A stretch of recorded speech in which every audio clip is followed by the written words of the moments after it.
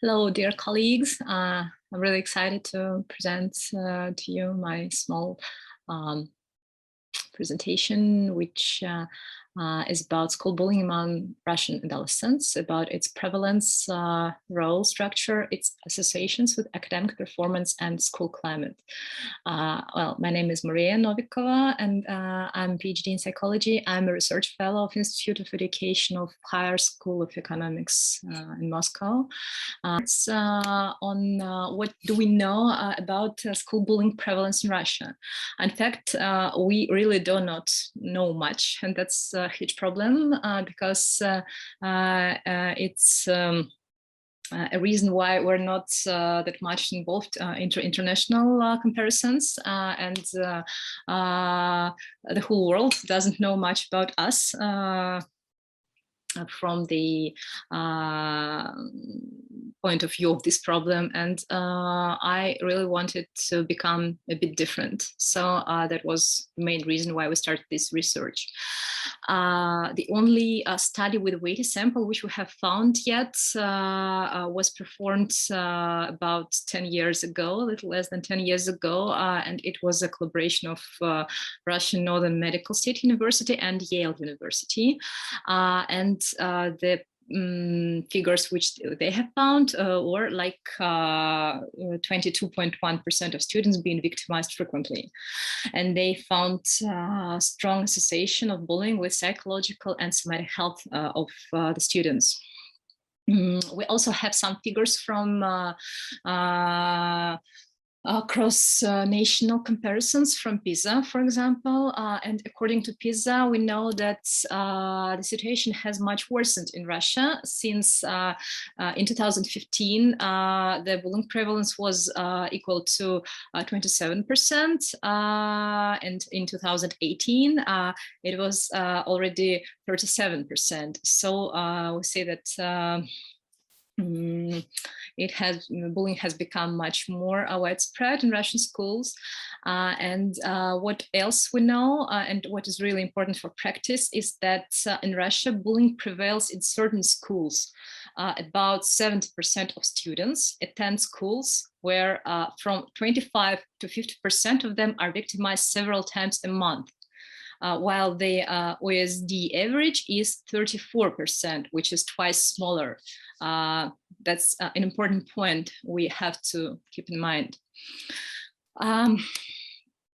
What else do we know in association with school bullying? And something I cannot avoid in my speech is the prevalence of armed attacks in Russian schools, because during the previous decade, starting from 2014, when the first armed attack was performed in a Moscow school with 2 people dead, about 16 cases have occurred since that time, and over 40 people were dead, including teachers and school staff and, well, of course, mostly students.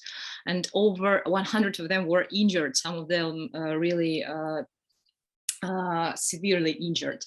The geography is really vast of the attacks. It includes Moscow and Moscow region and Ural, South Russia, Far East, Volga region, like nearly everywhere. The weapons used differ from firearms to pneumatic arms to cold steel. Some students used explosives, some self-made weapons. And we see that the deadliness of the attacks is becoming higher and higher, and more they use firearms somehow. They get them. They get access to them and they bring them to schools. And at least several of the perpetrators have reported on being bullied at school. In our work, we focused our attention on the association of bullying with school climate. So let's see a couple of words about how we understand what school climate is. According to a definition given by Cohen and his colleagues in 2009, school climate is a group phenomenon based on patterns of people's experiences of school life, and it reflects norms, goals, values, interpersonal relations, teaching, learning practices, and organizational structures.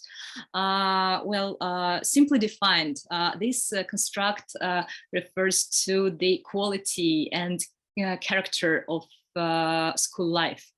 It has 4 major dimensions which shape the school climate, and these dimensions are safety, teaching and learning, relationships, and environmental structural dimensions. They all have been shown to be associated with bullying prevalence in different studies. But some of them have the strongest association with bullying prevalence, and among them are clear structure of school rules and their fairness, which means that the consequences are equal to all students, respectful attitude of teachers towards students and school staff, high students' participation in decision-making, teachers' intolerance towards school violence.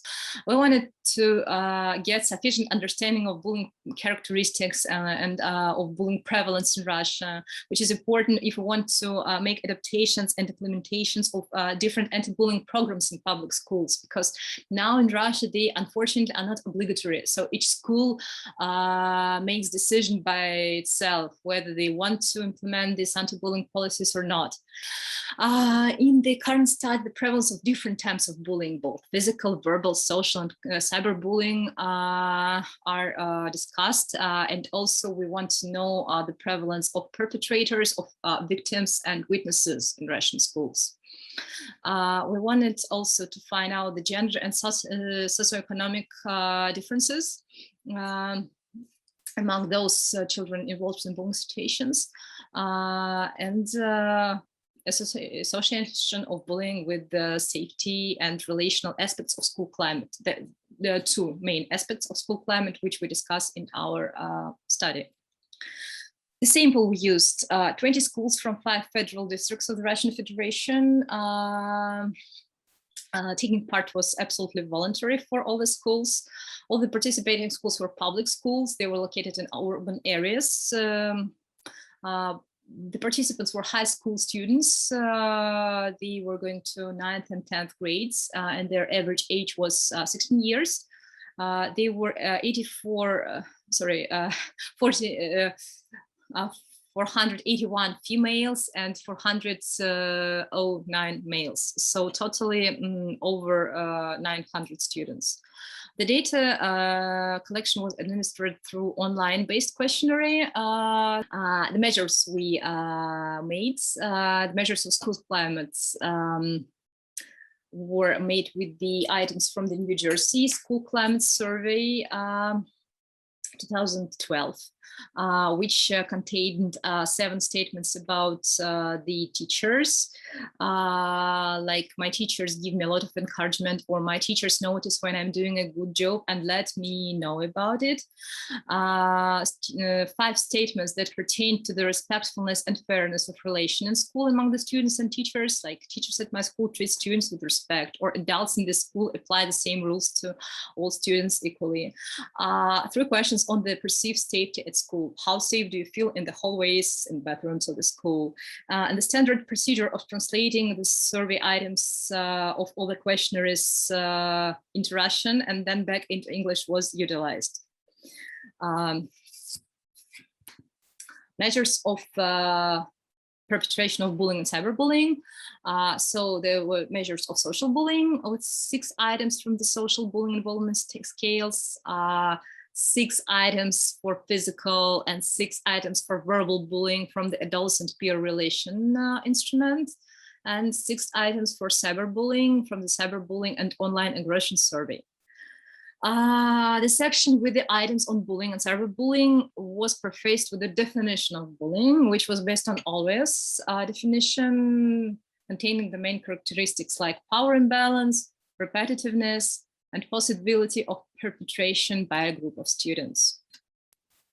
In order to evaluate the role structure of bullying situation, each of the 24 points mentioned above were presented to the subjects 3 times with different instructions.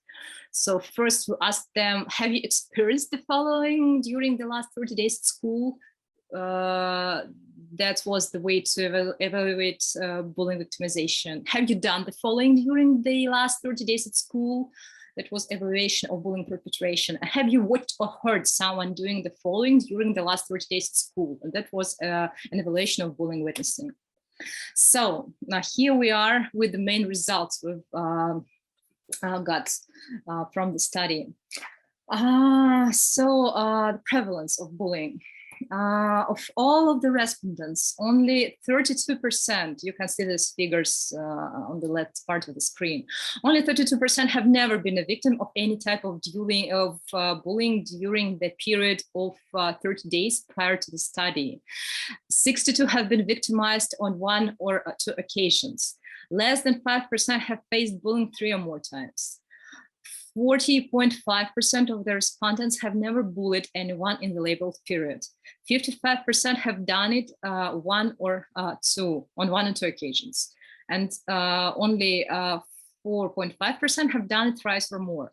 With regards to the witnessing of bullying, it was reported that 13% of the adolescents had witnessed it 3 or more times, with approximately half of them having been a bystander once or twice, and 35% never been in these situations. So you see that bullying has high prevalence in Russian schools.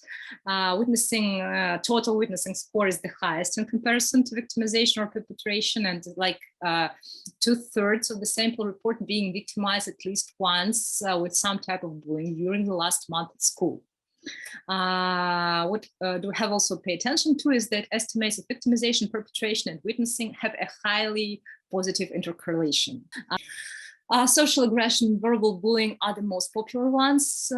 Cyberbullying is the least prevalent form among cyberbullying acts. The most widespread are posting of photos or personal information of a subject without his or her permission and making a subject of these postings feel bad about having the privacy violated.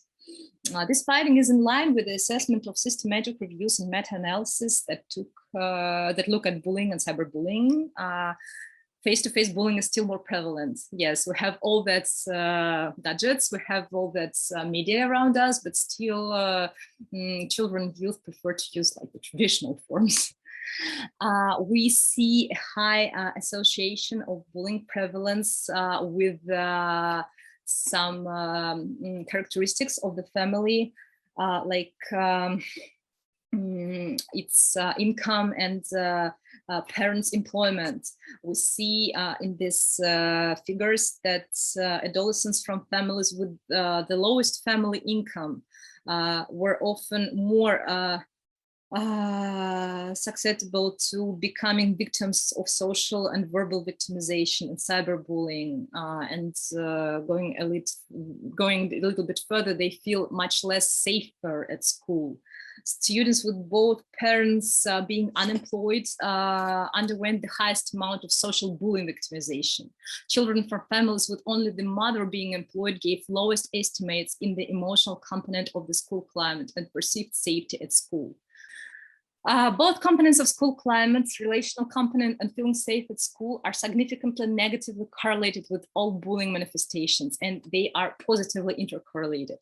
Lower scores on maths and Russian, those scores of school achievement, are associated with a higher involvement in bullying victimization, and better performance on these subjects is linked to a higher evaluation of both components of school bullying.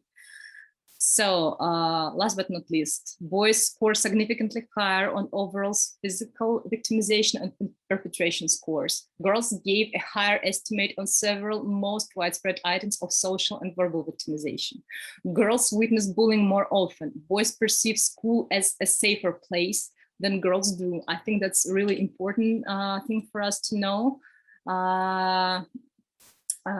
We can find some psychological understandings for that. Maybe girls are more emotionally intelligent. They demonstrate more prosocial and assertive strategies when they see someone being bullied. So they see it more and they use more flexible strategies of behavior.